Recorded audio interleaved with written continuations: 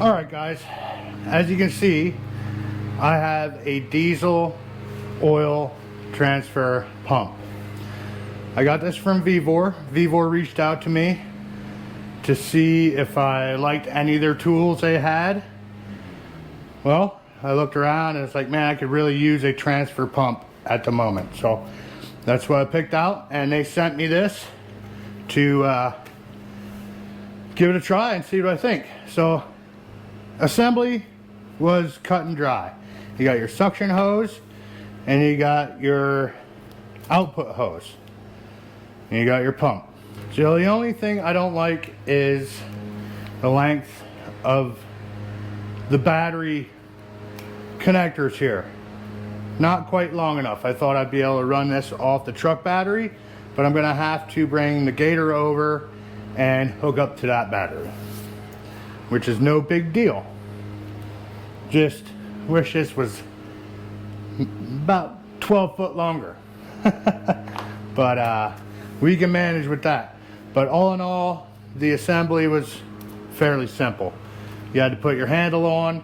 All these connections have O-ring connections, so it should be good. I'm going to go over these two clamps here just to make sure they're good and tight, and we should be good to go. So I'll see you out in the truck where I have a 55-gallon drum of heating oil waiting for me, and I'll tell you what I use that for.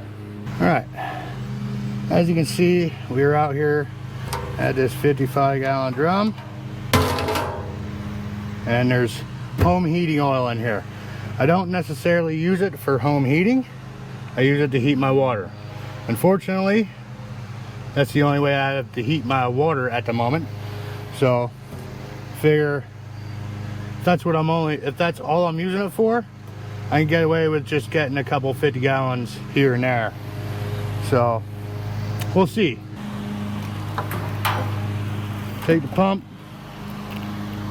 stick the suction hose inside. It even has a nice screen for you.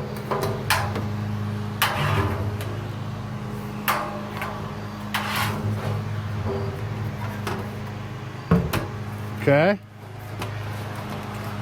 so the pump can sit up here. Once I get the output hose down to the other side, we'll be good.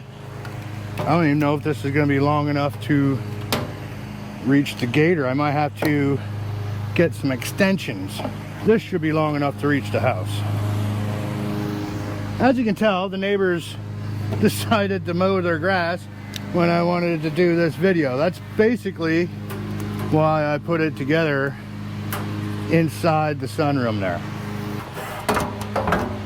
Wish there was magnets on the bottom of this pump. I think it'll work a little better. That should do all right. That hose is plenty long enough to reach the bottom and then some. See if I can get this hooked up to the Gator and pumping. Like I said, these cables aren't that long at all, so I'm gonna have to do something here that I don't recommend.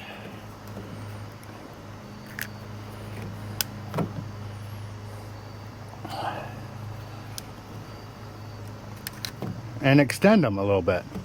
Later on down the road, I might get some wire and nip these off and extend them that way, but this is how I'm gonna do it right now.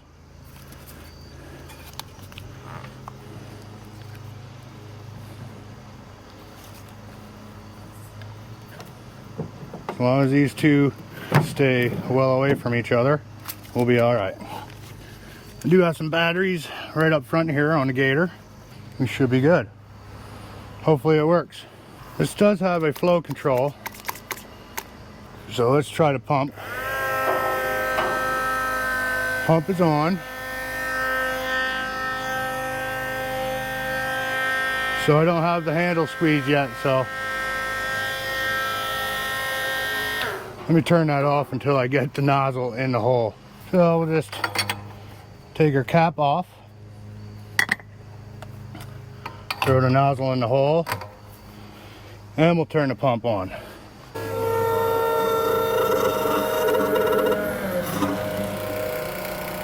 Probably had to start the Gator, but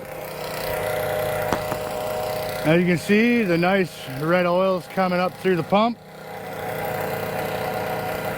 So we're looking good. Try to get that kink there out there, it'll go a little better. Oh yeah. Let's throw that up on the tire. Keep that kink out. Another one up here. The hose could be a little more robust. Now this nozzle does have a automatic shut off, so there's no way that I can really overfill this.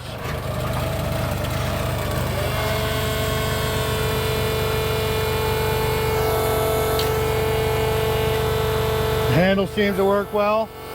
I don't have any leaks. So that's it. Pump's working. Like I said, the output hose could be a little stiffer to prevent it from kinking.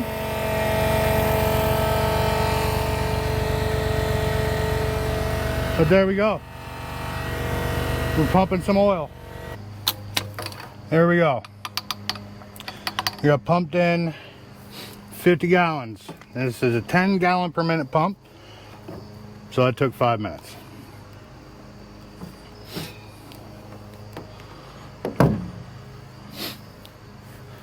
Throw this cap back on.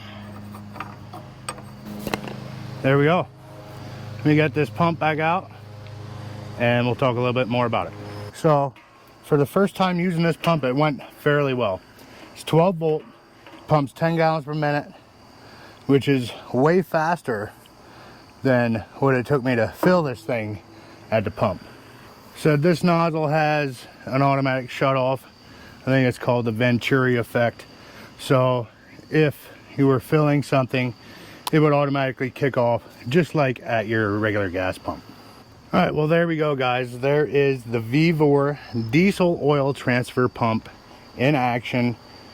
I used it for heating oil number 2, pretty damn close to diesel.